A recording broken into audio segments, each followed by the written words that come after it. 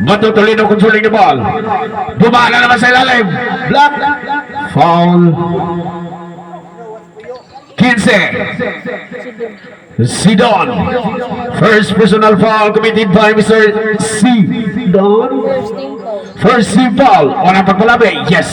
Nice 1 point for Mr. Batu Toledo. Ikaduhang pagpalami. Binitawan. Yes. Perfect. Nice 1 point for Mr. Batu Toledo. In one for Pangilinan.